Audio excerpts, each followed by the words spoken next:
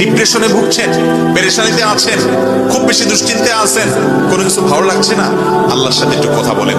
আল্লাহ, আপনি আমার সৃষ্টিকর্তা, আপনি আমার মালিক, আপনার কাছে আমার ফিরে যেতে হবে।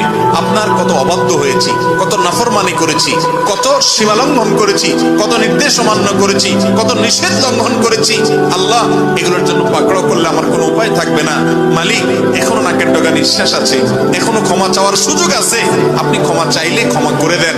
আমি তওবা করছি, আর কখনো নির্লজ্জ কাজ করব না, আপনার নাফরমানি করব না। আপনি আমার অমুক পাপটা মাফ করে দেন, তমুক পাপটা মাফ করে দেন, আমাকে পাপ থেকে বাঁচায় রাখেন। আল্লাহ, আপনি আমাকে হেফাজত করেন। আপনি হেফাজত না করলে আমি নিজে নিজে বাঁচতে পারবো না। মালিক, আপনি রহম করেন। আল্লাহর সাথে একটু কথা বলেন। আল্লাহর কসম, সালহাতুস সঙ্গে বুদি দিল খারাস, আজমুদে এক জামানা খাকে বাস।